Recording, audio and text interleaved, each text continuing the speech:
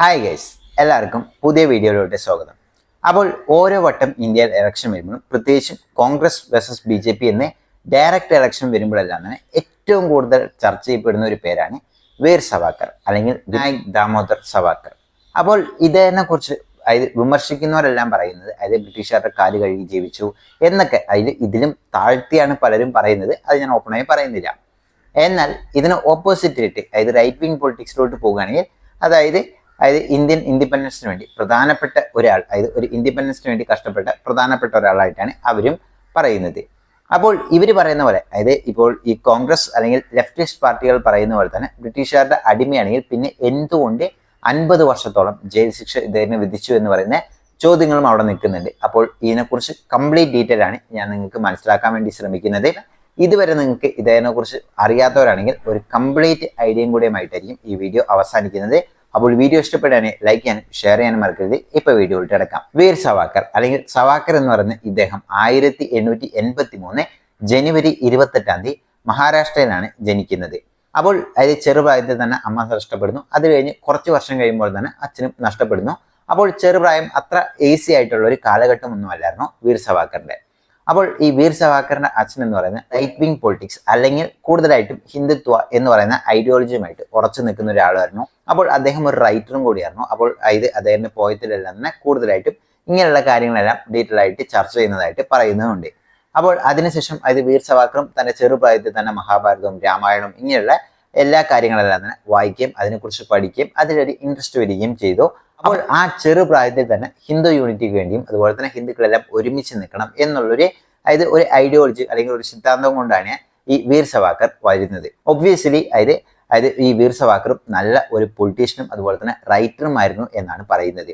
Writer എന്ന് വെച്ച് കഴിഞ്ഞാൽ തൻ്റെ 8 to 10 വയസ്സാകുമ്പോൾ തന്നെ അവിടെയുള്ള ലോക്കൽ ന്യൂസ് പേപ്പറിലെല്ലാം തന്നെ ചെറിയ ചെറിയ ആർട്ടിക്കിളായിട്ടും പോയങ്ങളായിട്ടും ബ്രിട്ടീഷേഴ്സിന് എതിരായിട്ടുള്ള പല കാര്യങ്ങളും പോയങ്ങളായിട്ട് എഴുതി പബ്ലിഷ് ചെയ്തതായിട്ടൊക്കെ പറയപ്പെടുന്നതുമുണ്ട്. തൻ്റെ 12ാം വയസ്സായപ്പോൾ തന്നെ ഗ്രാമത്തിൽ തന്നെ ഒരു ഹിന്ദു മുസ്ലിം ഒരു പ്രശ്നം ഉണ്ടായി കഴിഞ്ഞപ്പോൾ, ഒരു റൈറ്റ് ഉണ്ടായി കഴിഞ്ഞപ്പോൾ അതിൽ ഹിന്ദുക്കൾക്ക് വേണ്ടി പല കാര്യങ്ങളും സംസാരിക്കുകയും സ്പീച്ച് നടത്തുകയും അങ്ങനെയുള്ള എല്ലാ കാര്യത്തിലും ഒരു ചെറിയൊരു ബാലകനായിട്ടാണ് അവിടെയുള്ള എല്ലാവരും കാണുകയും അതുപോലെ തന്നെ ആ ഒരു സമയത്ത് തന്നെ പലരും പറയുന്നത് അവിടെ നിന്നാണ് സവാക്കർക്ക് വീർ സവാക്കർ എന്ന് പറയുന്ന ആ ഗ്രാമത്തിലുള്ള ആൾക്കാരെല്ലാം തന്നെ കൊടുത്ത പേരാണെന്നാണ് പറയുന്നത്.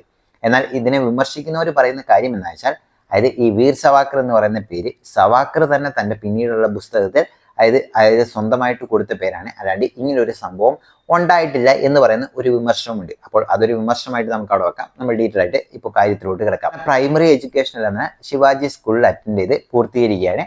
അപ്പോൾ ആ ഒരു സമയത്താണ് ഹയർ സ്റ്റഡീസിനെല്ലാം പോകുമ്പോഴാണ് ബാൽ ഗംഗാധർ തിലക്. അപ്പോൾ തിലകിന്റെ ഐഡിയോളജിയുമായിട്ട് സവാക്കർക്ക് കൂടുതലായിട്ട് താല്പര്യം വരികയും അതുപോലെ തന്നെ തിലകിന്റെ ഐഡിയോളജി ഫോളോ ചെയ്യണം. കാരണം അതും ഒരു ഹിന്ദുത്വ ഐഡിയോളജിന്റെ ഒരു റിലേറ്റഡ് ഐഡിയോളജി ആയിരുന്നു തിലകിന്റെ. അപ്പോൾ ആ ഒരു രീതിയിലോട്ട് പോകണമെന്ന് ആഗ്രഹിക്കുകയും ആ ഒരു ഐഡിയോളജി സ്വന്തമായി ഏറ്റെടുക്കുകയും തിലകിനെ സ്വന്തം ഗുരുവായിട്ട് തന്നെ ഡിക്ലെയർ ചെയ്ത ഒരു വ്യക്തിയാണ് ഈ വീർ സവാക്കർ എന്ന് പറയുന്നത്. ഈ വീർ സവാക്കറിന്റെ ഈ ഒരു കൂടുതലായിട്ട് ആക്റ്റീവ് പൊളിറ്റിക്സും അതുപോലെ തന്നെ ഈ ഒരു താല്പര്യമെല്ലാം കണ്ടും അതുപോലെ തന്നെ ഇദ്ദേഹത്തിന്റെ റൈറ്റിംഗ് സ്കിൽ എന്ന് പറയുന്നത് അപാരമായിരുന്നു എന്നാണ് പറയുന്നത്.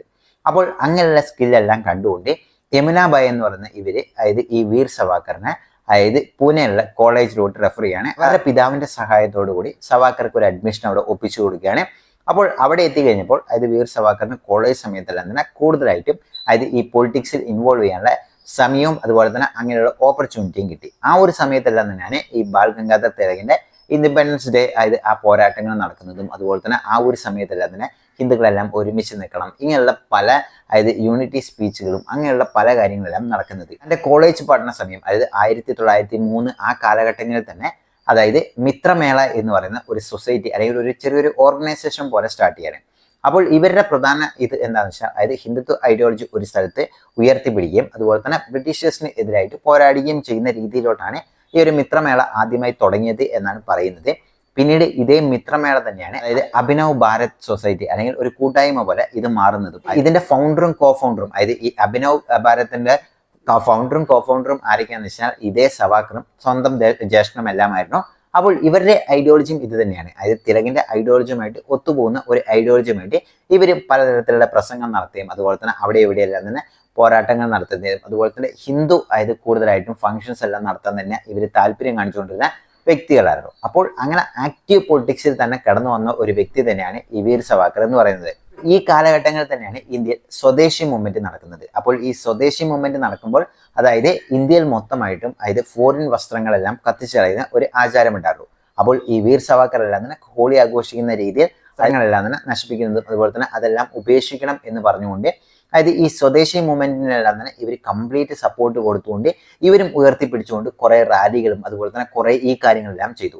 അപ്പോൾ ഇതെല്ലാം തന്നെ കൂടുതലായിട്ടും ഇന്ത്യൻ ഇൻഡിപെൻഡൻസിനോട്ട് ഡയറക്റ്റ് ആയിട്ട് സവാക്കർ ഇൻവോൾവ്മെന്റ് ആയിരുന്നു ഉണ്ടായിരുന്നത്. അപ്പോൾ ഈ വീർ സവാക്കറിന്റെ അതായത് ഈ കാര്യങ്ങളെല്ലാം കണ്ടുകൊണ്ടും അതുപോലെ തന്നെ അദ്ദേഹത്തിന്റെ ആക്ടിവിറ്റി എല്ലാം കണ്ടുകൊണ്ടും പിന്നെ അദ്ദേഹത്തിന് പഠനത്തിൽ കൂടുതലായിട്ടും ഇൻട്രസ്റ്റ് ഉള്ളതുകൊണ്ടും ശ്യാംജി കൃഷ്ണവർമ്മ എന്ന് പറയുന്ന ഇദ്ദേഹം എന്താ ചെയ്തതെന്ന് വെച്ചാൽ സ്കോളർഷിപ്പോട് കൂടി അതായത് ഈ സവാക്കറിന് ഒരു സ്കോളർഷിപ്പ് കൊടുത്തുകൊണ്ട് ലണ്ടൻ യൂണിവേഴ്സിറ്റി ഗ്രീസിൽ പോയിട്ട് പഠിക്കാനുള്ള ഒരു അവസരം കൊടുക്കുകയാണ്. അതായത് ലോ പഠിക്കാൻ വേണ്ടി ഇങ്ങനെ ഒരു അവസരം ഒരുക്കി കൊടുക്കുകയാണ് സ്കോളർഷിപ്പോട് കൂടി. അപ്പോൾ ഇതിനെ സ്വീകരിച്ചുകൊണ്ട് വീർ സവാക്കർ പോകുകയാണ്. അവിടെ ചെന്നിട്ടും ഇന്ത്യൻ ഹൗസിലാണ് തങ്ങുന്നത്. അപ്പോൾ ഈ ഇന്ത്യൻ ഹൗസ് എന്ന് പറയുന്നത് ആ ഒരു സമയത്ത് അത് ഇന്ത്യയിൽ നിന്ന് ഇൻഡിപെൻഡൻസിന് വേണ്ടി ആൾക്കാർ എന്തെങ്കിലും അതായത് ഡിസ്കഷനൊക്കെ പോവുകയാണെങ്കിലോ അല്ലെങ്കിൽ ഇന്ത്യയിൽ നിന്ന് പഠനത്തിന് വേണ്ടി അങ്ങോട്ടൊക്കെ പോവുകയാണെങ്കിലും അതായത് ശ്യാംജി കൃഷ്ണവർമ്മയുടെ അദ്ദേഹം തന്നെ അണ്ടർടേക്ക് ചെയ്യുന്ന ഒരു സ്ഥലം തന്നെയാണ് ഈ ഇന്ത്യൻ ഹൗസ് എന്ന് പറയുന്നത്. അപ്പോൾ അവിടെ പോയിട്ടാണ് എല്ലാവരും തങ്ങുന്നത്. ഈ വീർ സവാക്കറും അവിടെ തന്നെയാണ് പോയി തങ്ങിപ്പടിച്ചത്. അപ്പോൾ ആ ഒരു സമയത്ത് അവിടെ ചെന്നിട്ട് വെറുതെ ഇരുന്നില്ല. അതായത് അവിടെയുള്ള ആൾക്കാരെല്ലാം തന്നെ ഒരുമിച്ച് കൂട്ടിക്കൊണ്ട് എങ്ങനെ ഇൻഡിപെൻഡൻസിന് വേണ്ടി വർക്ക് ചെയ്യാം എന്നുള്ള രീതിയിലോട്ടാണ് ഇദ്ദേഹം പോയിക്കൊണ്ടിരുന്നത്. അപ്പോൾ അവിടെ വെച്ചിട്ടാണ് വീർ സവാക്കറിന് മറ്റൊരു സുഹൃത്തിനെ കിട്ടുന്നത്. അതായത് മന്ദലാൽ ദിൻഹാര എന്ന് പറയുന്ന അല്ലെങ്കിൽ ദിൻഹര എന്ന് പറയുന്ന ഇദ്ദേഹം ഫ്രണ്ട്സായി അക്സെപ്റ്റ് ചെയ്യുകയും അതുപോലെ തന്നെ ഇവർ തമ്മിൽ എല്ലാം ഷെയർ ചെയ്യുന്ന അത്രമാത്രം ക്ലോസ് ഫ്രണ്ട്സ് ആയിരുന്നു. അപ്പോൾ പിന്നീട് ഇവരെന്താ ചെയ്തതെന്ന് വെച്ചാൽ ഈ ബ്രിട്ടീഷ് ഇന്ത്യൻ ആർമി ഓഫീസറായ അതായത് വില്യം കേഴ്സൺ എന്ന് പറയുന്ന ഇദ്ദേഹത്തെ വെടിവെച്ച് കൊല്ലുകയായിരുന്നു ചെയ്തത്. അപ്പോൾ ഇദ്ദേഹത്തെ കൊല്ലാൻ അതായത് ഈ ദിൻഹാരയാണ് പോയി കൊന്നതും. ആ ഒരു സമയത്ത് വീർ സവാക്കർ ഒന്നും ഇല്ലെങ്കിലും പക്ഷെ പിന്നീട് ബ്രിട്ടീഷുകാരുടെ അതായത് അന്വേഷണത്തിൽ വ്യക്തമായി അതായത് ഇദ്ദേഹത്തെ കൊല്ലാൻ വേണ്ടി ഉപയോഗിച്ചിരുന്ന ആരാണ് സംഘടിപ്പിച്ച് കൊടുത്തതെന്ന് വെച്ചാൽ ഇതേ വീർ സവാക്കറാണ്. അപ്പോൾ ആ ഒരു സമയത്ത് അതായത് ഈ ബ്രിട്ടീഷേഴ്സിന് കൂടുതലായി ദേഷ്യം ഇടുകയും അതായത് ബ്രിട്ടീഷേഴ്സ് ഇദ്ദേഹത്തെ നോട്ടമിടുകയും എങ്ങനെയും അറസ്റ്റ് ചെയ്യണം എന്നുള്ള രീതിയിലോട്ട് പോയി. പക്ഷെ പിന്നീട് എന്താ സംഭവിച്ചതെന്ന് വെച്ചാൽ അവർക്ക് ഡയറക്റ്റ് ആയിട്ട് അത്ര തെളിവുകൾ കിട്ടാത്തതുകൊണ്ട് അവർ മെല്ലെ മെല്ലെ ഡിലേ ചെയ്യായിരുന്നു ഉണ്ടായിരുന്നത്. ആ ഒരു സമയത്ത് നമ്മൾ നോക്കുകയാണെങ്കിൽ ഇന്ത്യയിൽ ബ്രിട്ടീഷർ മറ്റൊരു കാര്യം ഇത് നടപ്പിലാക്കിക്കൊണ്ടിരുന്നു. അതായത് ഡിവൈഡ് ആൻഡ് റൂൾ എന്ന് പറയുന്നത്. അതായത് മുസ്ലിംസ് ആണെങ്കിൽ മുസ്ലിംസിന് ഇങ്ങനെയുള്ള അതായത് കുറെ അധികം ഡിവൈഡ് ആൻഡ് റൂൾ ആ പോളിസി നടപ്പിലാക്കിക്കൊണ്ടിരുന്നത്. അപ്പോൾ ഇത് ഇന്ത്യയിലെ കോൺഗ്രസ് അതായത് കോൺഗ്രസും അതുപോലെ തന്നെ അപ്പോഴുള്ള നേതാക്കളെല്ലാം ശക്തമായി തന്നെ എതിർത്തു. അപ്പോൾ ഇതിനെ എതിർത്ത മറ്റൊരു വ്യക്തിയാണ് ഈ വീർ സവാക്കർ എന്ന് പറയുന്നത്. അപ്പോൾ ഇതിനെ എതിർത്തതിന്റെ ഭാഗത്ത് അഭിനവ് സൊസൈറ്റി എന്ന് പറഞ്ഞല്ലോ, അത് നേരത്തെ നമ്മൾ പറഞ്ഞു, അതായത് വീർ സവാക്കർ എല്ലാം തുടങ്ങിയ. അപ്പോൾ ഇതിന്റെ കോ ഫൗണ്ടറും കൂടിയായ അതായത് ഈ വീർ സവാക്കറിന്റെ ജ്യേഷ്ഠനായ എസ് ദാമോദർ എന്ന് പറയുന്നത് ഇദ്ദേഹത്തിനെ അതായത് ബ്രിട്ടീഷേഴ്സ് ജയിലിലടയ്ക്കാണ്, അതായത് ജീവപര്യന്തമാണ് കൊടുക്കുന്നത്. അപ്പോൾ ആ ഒരു സമയത്ത് നോക്കുകയാണെങ്കിൽ അതായത് വീർ സവാക്കർ ആണെങ്കിൽ ഇന്ത്യയുടെ പുറത്താണ്. അപ്പോൾ ഇന്ത്യന്റെ ഉള്ളിൽ നിന്ന് അഭിനവ് സൊസൈറ്റിനെ മൊത്തമായിട്ടും വർക്ക് ചെയ്തുകൊണ്ട് അല്ലെങ്കിൽ അതിനെ മൊത്തമായിട്ടും നേതൃത്വം നയിച്ചുകൊണ്ടിരുന്ന ആളും ഇപ്പോൾ ജയിലിൽ പോയി. അപ്പോൾ കംപ്ലീറ്റ് ആയിട്ടും ഇവിടെ ഒരു ലീഡർഷിപ്പ് കൊളാപ്സ് ആണ് നടക്കുന്നത്. അപ്പോൾ ഈ ഒരു സംഘടനയിൽ തന്നെ ഉണ്ടായിരുന്ന അനന്ത് എന്ന് പറയുന്ന അദ്ദേഹം അതായത് ഈ ഒരു പൊസിഷനിലോട്ട് വരികയാണ്. അതായത് ഇവിടെ കംപ്ലീറ്റ് ആയിട്ടും ലീഡേഴ്സ് ഇല്ലല്ലോ. അപ്പോൾ അദ്ദേഹം ആ പൊസിഷൻ എടുക്കുകയും അതുപോലെ തന്നെ അതായത് ഈ ഗണേഷ് ദാമോദറിനെ അതായത് അറസ്റ്റ് ചെയ്ത് ശരിയായില്ല എന്ന് പറയുന്ന നിലപാടിലോട്ട് ഇവർ പോവുകയാണ്. അപ്പോൾ ഇതിനു വേണ്ടി ഇവർ ചെയ്ത കാര്യം എന്താ വെച്ചാൽ അതായത് ഈ ഗണേഷ് എന്ന് പറയുന്ന ഇദ്ദേഹത്തെ അറസ്റ്റ് ചെയ്ത് അവിടെയുള്ള കളക്ടറിനെ കൊല്ലുകയായിരുന്നു ചെയ്തത്. ഈ ഡിസ്ട്രിക്ട് കളക്ടറിനെ കൊല്ലാൻ വേണ്ടി അത് ഉപയോഗിച്ച തോക്കും ആരാണ് സംഘടിപ്പിച്ച് കൊടുത്തതെന്ന് വെച്ചാൽ ഇതേ വീർ സവാക്കറാണ്. അപ്പോൾ ഇനി ഇത് വിട്ടു കഴിഞ്ഞാൽ ഒട്ടും ശരിയല്ല എന്ന് ബ്രിട്ടീഷേഴ്സ് വിചാരിക്കുകയാണ്. അതായത് ബ്രിട്ടീഷേഴ്സ് ഇങ്ങനെ പോവുകയാണെങ്കിൽ ഇത് വലിയ രീതിയിലുള്ള വയലൻസ് അവർക്കെതിരെ തന്നെ നീങ്ങും, അതായത് ഇങ്ങനെ ഓരോ ആൾക്കാരെ വെച്ച് കൊല്ലുമ്പോൾ. അപ്പോൾ അതുകൊണ്ട് തന്നെ എത്രയും പെട്ടെന്ന് ഇമ്മീഡിയറ്റ് അറസ്റ്റ് അതായത് ഈ വീർ സവാക്കറിനെതിരെ ഇമ്മീഡിയറ്റ് വാറന്റ് ആണ് അതായത് ബ്രിട്ടീഷ് ഗവൺമെന്റ് അന്ന് ഡിക്ലെയർ ചെയ്യുന്നത്. അപ്പോൾ ഈ കാര്യം കൃത്യമായി മനസ്സിലാക്കി ഓൾറെഡി ഈ ലോ കാര്യങ്ങളെല്ലാം തന്നെ അതായത് നല്ല രീതിയിൽ പഠിച്ച ഒരു വ്യക്തി ആയതുകൊണ്ട് തന്നെ ഈ കാര്യങ്ങളെല്ലാം എങ്ങനെയൊക്കെ നീങ്ങുമെന്ന് അറിയുന്നതുകൊണ്ട് തന്നെ അതായത് ഒരു ഫോറിൻ സോയിൽ പോയി കഴിഞ്ഞാൽ അദ്ദേഹത്തിന് എസ്കേപ്പ് ആകാം, അതായത് ഈ ലോ വെച്ചുകൊണ്ടും എന്നുള്ളവരൊക്കെ വിചാരിച്ചുകൊണ്ട് അദ്ദേഹം ആ കാര്യത്തിലെല്ലാം തന്നെ എസ്കേപ്പ് ആകാൻ പലതരത്തിലുള്ള ശ്രമങ്ങൾ നടത്തുകയാണ്. ഇദ്ദേഹം ഫ്രാൻസിൽ പോയതായിട്ടും പറയുന്നുണ്ട്. പക്ഷെ ഫ്രാൻസിൽ പോയി അവരും ആദ്യം ഇദ്ദേഹത്തിന് അവിടെ അതായത് അക്സെപ്റ്റ് ചെയ്യാൻ റെഡി ആയെങ്കിലും പക്ഷെ അവിടെ കോർട്ടിൽ നിയമം വന്നു കഴിഞ്ഞപ്പോൾ ബ്രിട്ടീഷേഴ്സിന് അനുകൂലമായ ഒരു നിയമമാണ് വന്നത്. അങ്ങനെ വീർ സവാക്കർ ബ്രിട്ടീഷേഴ്സിന്റെ കയ്യിലാണ് വരുന്നത്. അതായത് ഈ വീർ സവാക്കർ ഇവിടെ നിന്ന് എസ്കേപ്പ് ആയി അതായത് ഇന്ത്യയിലോട്ട് കൊണ്ടുവരുമ്പോൾ എസ്കേപ്പ് ആയ ചരിത്രമെല്ലാം വേറെ ഉണ്ട്. അപ്പോൾ അതിലോട്ടൊക്കെ പോകുകയാണെങ്കിൽ അത് വീഡിയോന്റെ ലെങ്ത് കൂടും, അതുകൊണ്ട് ഞാൻ അതൊക്കെ കട്ട് ചെയ്തിട്ടാണ് ഇങ്ങോട്ട് കിടക്കുന്നത്. അപ്പോൾ ഇങ്ങനെയുള്ള ചരിത്രമെല്ലാം ഉണ്ട്. അങ്ങനെ അതായത് ബ്രിട്ടീഷേഴ്സ് അവസാനം അതായത് വീർ സവാക്കറിനെ ബ്രിട്ടീഷേഴ്സ് അറസ്റ്റ് ചെയ്തുകൊണ്ട് ഇന്ത്യയിലോട്ട് കൊണ്ടുവരികയാണ്. അങ്ങനെ ഇന്ത്യയിലെത്തിയ വീർ സവാക്കറിന് 50 വർഷം ജയിൽ ശിക്ഷയാണ്. അതായത് ആദ്യത്തെ 25 വർഷം അതുപോലെ തന്നെ രണ്ടാമത്തെ 25 വർഷം കൂടെ ചേർത്തുകൊണ്ട് 50 വർഷം ജയിൽ ശിക്ഷയാണ് വീർ സവാക്കറിന് അതായത് ഇംപ്രിസ്മെന്റ് ആയി കൊടുക്കുന്നതും അതുപോലെ തന്നെ ആൻഡമാൻ ജയിലിൽ കൊണ്ടുപോയിട്ടാണ് അടയ്ക്കുന്നത്. അപ്പോൾ ആ ഒരു സമയത്ത് മറ്റു പലരും പറയുന്ന കാര്യം എന്താ വെച്ചാൽ അതായത് വീർ സവാക്കർ ഈ 50 അതായത് 25 ഒരേ ടൈമിൽ എനിക്ക് അതായത് തീർക്കണം എന്നുള്ളൊരു ആഗ്രഹം പറഞ്ഞു, അല്ലെങ്കിൽ അങ്ങനെ ഒരു താല്പര്യം കാണിച്ചു. പക്ഷെ ബ്രിട്ടീഷേഴ്സ് ഇതിനെ റിജക്ട് ചെയ്യായിരുന്നു എന്നാണ് പറയുന്നത്. ഈ ആൻഡമാൻ ജയിലിന്റെ ഒരു പ്രത്യേകത ഉണ്ട്, അതായത് അവിടെ പോയി അതായത് ആ ജയിലിലോട്ട് അയക്കുന്ന എല്ലാവരും അത് അതിക്രൂരമായിട്ടായിരിക്കും അവരെല്ലാം തന്നെ ട്രീറ്റ് ചെയ്യുന്നത്, അതായത് വളരെ മോശമായിട്ടായിരിക്കും ട്രീറ്റ് ചെയ്യുന്നത്. അതുപോലെ തന്നെ അവരുടെ ശിക്ഷയെല്ലാം കഠിനമായിരിക്കും. ഇങ്ങനെയൊക്കെ പല പ്രശ്നങ്ങൾ ഈ ആൻഡമാൻ ജയിലിലുണ്ട് എന്നാണ് പറയുന്നത്. ഇത് അതായത് വീർ സവാക്കർ പറഞ്ഞല്ല, മറ്റു പല അതായത് ആ ജയിൽ അതായത് ശിക്ഷ അനുഭവിച്ച എല്ലാവരും പറഞ്ഞ കാര്യമാണ്. അപ്പോൾ അങ്ങോട്ടാണ് ഈ വീർ സവാക്കറിനെയും അയക്കുന്നത്. അപ്പോൾ അവിടെ വെച്ചുകൊണ്ടാണ് ഈ ഒരു പൊളിറ്റിക്സിന്റെ കംപ്ലീറ്റ് ആയിട്ടും ടേണിങ് ആയത്. അതായത് അതുവരെയുള്ള എല്ലാ കാര്യങ്ങളും എല്ലാ ചരിത്രങ്ങളും ഇന്ത്യൻ ഇൻഡിപെൻഡൻസിന്റെ ഒപ്പം നിൽക്കുന്ന പോലെയാണ് ഉള്ളത്, അല്ലെങ്കിൽ അങ്ങനെയാണ് ഉണ്ടായിരുന്നത്. പക്ഷെ അവിടെ നിന്നുകൊണ്ടാണ് ഈ ഒരു പൊളിറ്റിക്സിൽ വലിയൊരു ഡിവൈഡ് സംഭവിച്ചത്. എന്താ സംഭവിച്ചത് എന്ന് വെച്ച് കഴിഞ്ഞാൽ ആൻഡമാൻ ജയിലിൽ പോയി ഈ വീർ സവാക്കർ വെറുതെ അവിടെ ഇരുന്നില്ല. അതായത് തനിക്കായിട്ട് സ്വന്തമായിട്ടും അതായത് ഈ ഒരു പൊളിറ്റിക്കൽ ജയിൽ വേണം എന്ന് ആവശ്യപ്പെട്ടു. അതായത് അതിന് കുറച്ച് ഇളവുകൾ കിട്ടും, അതായത് കുറച്ച് സൗകര്യങ്ങൾ, അതായത് ഇങ്ങനെ സ്വന്തമായിട്ട് എഴുതാനും വായിക്കാനും ഒക്കെയുള്ള ഫ്രീഡം കിട്ടും എന്ന് പറയുന്നുണ്ട്. അപ്പോൾ ഇത് അന്നത്തെ അതായത് പ്രധാനപ്പെട്ട നേതാക്കൾക്കെല്ലാം കിട്ടിയിരുന്നു എന്നാണ് പറയുന്നത്. അങ്ങനെ ആൻഡമാൻ ജയിലുണ്ടായിരുന്നപ്പോൾ ഈ വീർ സവാക്കർ വെറുതെ ഇരുന്നില്ല. ഏകദേശം 7000-ഓളം കവിതകൾ, അതായത് കൂടുതലായിട്ടും കവിതകൾ, അതായത് ഹിന്ദുത്വം എന്ന് പറയുന്ന ആ ഒരു ഐഡിയോളജിയും അതുപോലെ തന്നെ ബ്രിട്ടീഷേഴ്സിന് എതിരായിട്ട് പല കവിതകളും, അതായത് ഹിന്ദുത്വ ഐഡിയോളജിനെ ഒരുമിച്ച് നിർത്തുന്ന ഐഡിയോളജിയുള്ള കവിതകളും, അങ്ങനെയുള്ള 7000-ഓളം കവിതകൾ പബ്ലിഷ് ചെയ്തു എന്നാണ് പറയുന്നത്, അല്ലെങ്കിൽ എഴുതിയിരുന്നു എന്നാണ് പറയുന്നത്. ഇത് മാത്രമല്ല ആ ജയിലിൽ ഇരുന്നു കൊണ്ട് തന്നെ 1857 നടന്ന ഫസ്റ്റ് വാർ ഓഫ് ഇൻഡിപെൻഡൻസ് എന്ന് പറയുന്ന ആ ഒരു ഇതിനെക്കുറിച്ച് ഡീറ്റെയിൽ ആയിട്ട് വിവരിക്കുന്നതും. അപ്പോൾ ആ ഒരു സമയത്തെല്ലാം തന്നെ കൂടുതലായിട്ടും ആദ്യ കാലഘട്ടങ്ങളിലെല്ലാം തന്നെ മുസ്ലിമുകളുടെ കുറെ പങ്കുകൾ, അതായത് ഇൻഡിപെൻഡൻസിലുള്ള എല്ലാ പങ്കുകളും വീർ സവാക്കർ തന്നെ ഓപ്പൺ ആയിട്ട് അക്സെപ്റ്റ് ചെയ്ത ചരിത്രവുമുണ്ട്. അങ്ങനെ ആ ഒരു സമയത്ത് കൂടുതലായിട്ടും കുറെ ആർട്ടിക്കിൾ എഴുതി പബ്ലിഷ് ചെയ്യാൻ തുടങ്ങി. പക്ഷെ ആ ഒരു സമയത്ത് വീർ സവാക്കർ അതിന്റെ അടുത്ത ഭാഗമായി ചെയ്ത കാര്യം എന്താണെന്ന് വെച്ച് കഴിഞ്ഞാൽ ആദ്യമായിട്ട് ബ്രിട്ടീഷ് ഗവൺമെന്റിനോട് പറയുകയാണ്, അതായത് എന്നെ നിങ്ങൾ പുറത്തോട്ട് വിടുകയാണ് എന്നുണ്ടെങ്കിൽ അതായത് ഞാൻ നിങ്ങൾക്ക് ക്ഷമ ചോദിക്കുന്നു, അതായത് ഇനി ഇങ്ങനത്തെ പ്രശ്നങ്ങൾ എൻ്റെ ഭാഗത്തു നിന്ന് ഉണ്ടാവില്ല എന്ന് പറഞ്ഞുകൊണ്ട് ഒരു ആദ്യത്തെ അപ്പോളജി ലെറ്റർ അയക്കുകയാണ്. പക്ഷെ ഇതിന് ബ്രിട്ടീഷ് ഗവൺമെന്റ് റിജക്ട് ചെയ്യാണ്. കാരണം ബ്രിട്ടീഷ് ഗവൺമെന്റ് അത്രമാത്രം ദേഷ്യമാണ് ഉണ്ടായത്. അത് ഒന്നല്ല 2 കൊലപാതകത്തിന്റെ പിന്നിലാണ് അവരുടെ പ്രധാനപ്പെട്ട ആൾക്കാർ കൊലപാതകത്തിന്റെ പിന്നിൽ ഈ വീർ സവാക്കർ ആയതുകൊണ്ട്. പക്ഷെ വീർ സവാക്കർ പിന്നീട് 1913 വീണ്ടും ഒരു ഹർജി സബ്മിറ്റ് ചെയ്യാണ്. അതായത് ഇങ്ങനെ അപ്പോളജി ചോദിച്ചുകൊണ്ട്, അതായത് ഇനി എന്നെ പുറത്തു വിടുകയാണെങ്കിൽ ബ്രിട്ടീഷ് ഗവൺമെന്റിന് എതിരായിട്ട് ഞാൻ ഒന്നും ചെയ്യില്ല, വയലൻസ് ഒന്നും ചെയ്യില്ല എന്ന് പറഞ്ഞുകൊണ്ട് എഴുതി സൈൻ ചെയ്തുകൊണ്ടാണ് രണ്ടാമത്തെ വട്ടം ക്ഷമ ചോദിക്കുന്നത്. അപ്പോൾ അതും ഒരിക്കലും അക്സെപ്റ്റ് ചെയ്തില്ല, ബ്രിട്ടീഷ് റിജക്ട് ചെയ്യായിരുന്നു ചെയ്തത്.